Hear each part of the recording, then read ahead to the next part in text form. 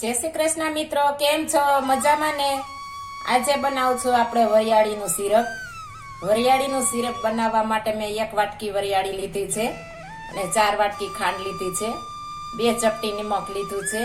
નિમક નાખવાથી આપણે સિરપ બગડતું નથી, એટલા માટે આપણે નિમક થોડું નાખવાનું છે. તમે એને સ્કીપ કરી શકો છો. આ વરિયાળીનું શરબત આપણે આખી બોડીમાં કામ આપે છે. વરિયાળી એકદમ ઠંડી હોવાથી આપણા શરીરમાં પણ ઠંડક મળે છે. હવે આ વરિયાળીને આપણે પહેલા ક્રશ કરી લેશું અને 1 જગ પાણી લીધું છે. આપણે વરિયાળી પહેલા ક્રશ કરી લઈએ. હવે આ મિક્સર જારમાં આપણે વરિયાળી નાખી દેશું. મેં તપાવી લીધી છે, એકદમ મસ્ત તપી ગઈ છે ને એકદમ ક્રિસ્પી પણ બની ગઈ છે, તમે જોઈ શકો છો. જો તમારે ભેજવાળી હોય તો તમારે ચૂલે તપાવી લેવાની છે ધીમી આંચ ઉપર. મેં તડકે તપાવી લીધી છે. હવે તડકા બહુ પડે છે, મસ્ત તપી જાય છે. આપણે હવે 1 મિક્સર જારમાં નાખી દઈશું. ભેળી આપણે થોડી ખાંડ નાખીશું, જેથી આપણું વરિયાળી દળાઈ જાય, એકદમ સરસ ક્રશ થઈ જાય. 1 વાટકી તેમાં હું નાખી દઉં છું ખાંડ. જો નકરી વરિયાળી દળશું તો એકદમ પાવડર થતો નથી, એટલા માટે થોડી આપણે ખાંડ નાખીશું તો મસ્ત દળાઈ જશે આપણી વરિયાળી. હવે આપણે તેને ઢાંકણું દઈ દેશું, મિક્સર જારમાં ક્રશ કરી લેશું. તમે જોઈ શકો છો મિત્રો, એકદમ મસ્ત દળાઈ ગઈ છે. જો નકરી વરિયાળી આપણે દળીશું તો આવું એક સરખો પાવડર નહીં થાય, એકદમ મસ્ત દળાઈ ગઈ છે, તમે જોઈ શકો છો. અને વરિયાળી નકરી દળીશું તો આ રીતના નહીં થાય, આખા પાખી થશે, એટલા માટે થોડી ખાંડ નાખીને દળજો.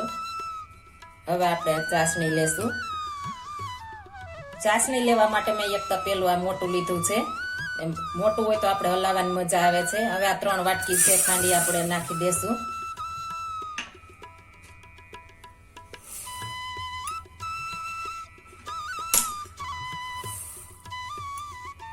ત્યારબાદ 2-3 ચમચી આપણે નમક લીધું છે તે નાખી દેશું.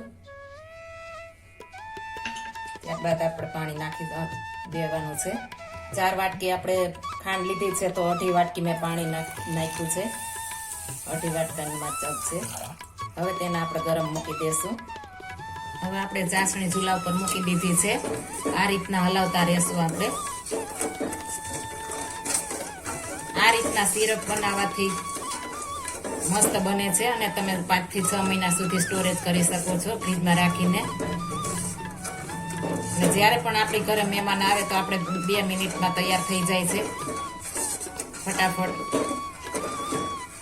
આ ખાંડ ઓગળી જાય ત્યારબાદ આપણે ક્રશ કરેલું છે એ નાખી દેવાનું છે, એટલે આપણે મસ્ત સિરપ બને. આ રીતના આપણે બધા હલાવતા રહેશું. પહેલી વાર આપણે વાર લાગશે, પણ જ્યારે પણ પાછું ફરી બનાવવાનું થશે ત્યારે આપણે ફટાફટ એ શરબત બની જાય છે. અને આ વરિયાળી આપણા શરીરમાં બહુ જ કામ આપે છે, એકદમ ઠંડક આપે છે શરીરમાં. તમને એસિડિટી પણ મટી જાય છે આ શરબતથી. એટલું મસ્ત શરબત બને છે. આપણે આને ચાસણી નથી આવવા દેવાની, આપણે સેજ ઘાટું થવા દેવાનું છે. હાથમાં અડધા ચીકાશ લાગે એમ થવા દેવાની છે, ચાસણી આપણે નથી આવવા દેવાની. હવે આપણી ખાંડ ઓગળી ગઈ છે, આપણે નાખી દેશું આ વરિયાળી ખાંડનો પાવડર છે એ.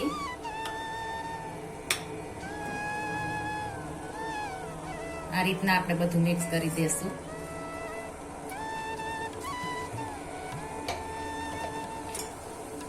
આ રીતના બધું આપણે મિક્સ કરી દઈશું. એકદમ મસ્ત કલર બને છે આ રીતના બનાવવાથી, તમે જોઈ શકો છો. આમાં તમે ફ્રૂટ કલર પણ નાખી શકો છો, પણ આપણે ઘરે જ બધાને આપણા ઘરના મેમ્બરને પીવાનું હોવાથી આપણે ફ્રૂટ કલર નથી વાપરતા, નેચરલ જ બનાવીએ છીએ. આ રીતના આપણે હલાવતા રહેવાનું છે.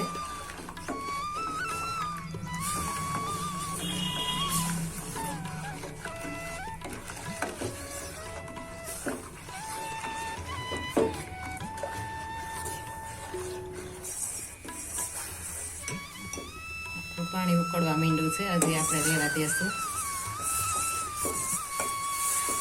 થોડું આપણે ધીમો ગેસ કરી દેશું, નહીંતર આપણે ઉભરાય છે એટલા માટે થોડી ધીમે ગેસે આપણે ચોળવશું. મસ્ત બને, ટેસ્ટ પણ મસ્ત આવે ધીમે ગેસે. જેમ પાકશે તેમ કલર પકડાશે, તમે જોઈ શકો છો કેટલો કલર ચેન્જ થઈ ગયો છે. આપણે વરિયાળી જેમ પાકશે એમ તેમ મસ્ત બનશે આપણો સિરપ, એકદમ મસ્ત બનશે. ફરી પાછો ધીમો ગેસ કરી દેશું.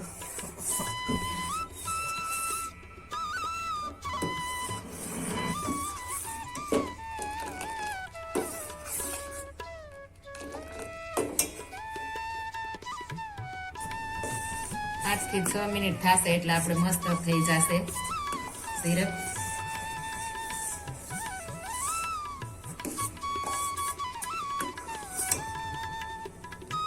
જોઈ શકો છો મસ્ત કલર થઈ ગયો છે.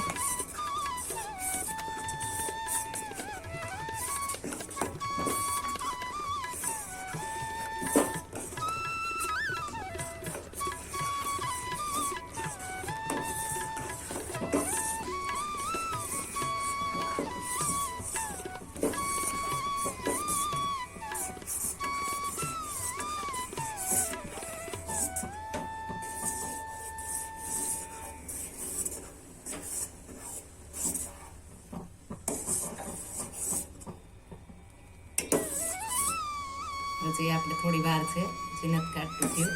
5 થી 6 મિનિટ માટે આપણે ગેસ ઉપર રાખશું એટલે મસ્ત બની જશે.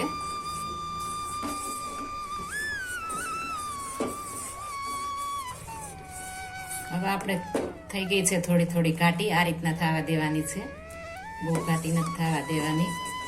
એકદમ મસ્ત બની ગઈ છે. હવે તેને આપણે ગાળી લેશું. તમે આખી પણ રાખી શકો છો, પણ ગાળીને મસ્ત બને છે. અને આપણે 6-7 મહિના રાખવી હોય તો આપણે બગડતી નથી અને મસ્ત બને છે. મોઢામાં પણ આપણે આવતી નથી. જો આપણે નાની નાની કટકી આ રીતના હોય તો આપણે મોઢામાં આવે છે. એટલા માટે આપણે ગાળીને ત્યારબાદ જ આપણે સિરપ શીશીમાં ભરશું, બોટલ કોઈ પણ. હવે આપણે ભરી લેશું. આ એક તપેલી લીધી છે મેં, તેમાં આપણે એક જારી રાખી દઈશું. આમાં આવડે આપણે ગાળી લેશું બધું. આમાં આપણે ચાસણી નાખી દઈશું.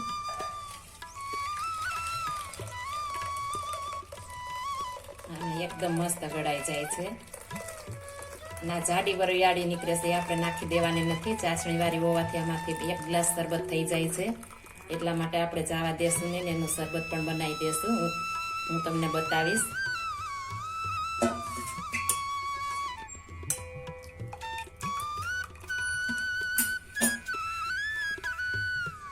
તમે જોઈ શકો છો મિત્રો, એકદમ મસ્ત ગાળી લીધું છે. આને આપણે ઠંડુ થવા દેવાનું છે. ત્યારબાદ આપણે શરબત બનાવવાનું છે અને ત્યારબાદ આપણે બોટલમાં પણ ત્યારબાદ ભરીશું. આપણે મસ્ત થઈ ગયું છે, તમે જોઈ શકો છો. એકદમ ગ્રીન બની ગયું છે આપણે શરબત.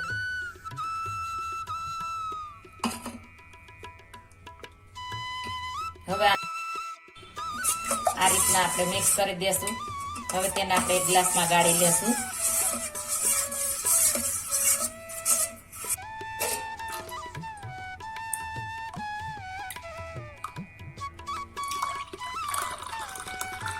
એક આખો ગ્લાસ બની ગયું છે, તમે જોઈ શકો છો. મસ્ત બન્યું છે. ખાંડ પણ નાખવાની જરૂર પડી નથી આપણે.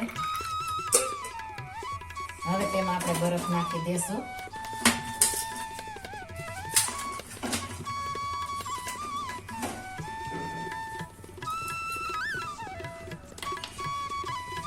બે ટુકડા બરફના નાખી દેશું. હવે આને આપણે સર્વ કરીશું. મસ્ત મજાનું બની ગયું છે, તમે જોઈ શકો છો.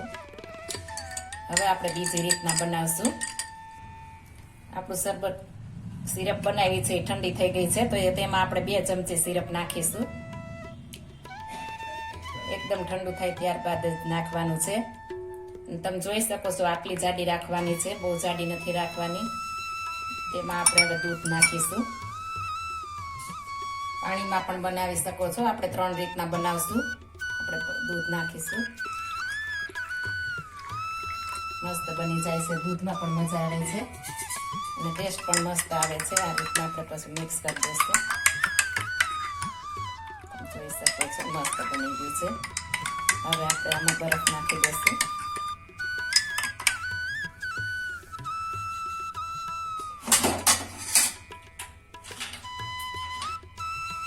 બરફના ટુકડા નાખીશું. હવે આપણે ત્રીજો ગ્લાસ બનાવીશું. એમાં 2 ચમચી આપણે સિરપ નાખીશું. તમે ગળ્યા હો, વધારે થોડું ખાતા હો તો તમે તમારી રીતના નાખી શકશો, પણ આમાં જાજી જરૂર નથી પડતી. 2 ચમચી હશે તો પણ થઈ જશે. હવે ઠંડુ પાણી નાખીશું.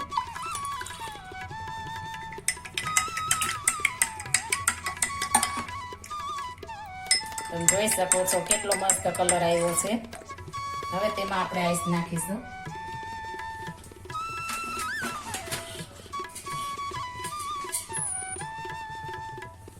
2-3 ટુકડા નાખી દઈશું બરફના. તમે જોઈ શકો છો મિત્રો, એક સાથે 3 કપ બનાવ્યા છે આપણે. આ રીતના બનાવવાનું છે. આ રીતના તમે જરૂર એકવાર ટ્રાય મારજો. જો મારી રેસીપી પસંદ આવી તો લાઈક, શેર અને સબસ્ક્રાઈબ કરી દેજો.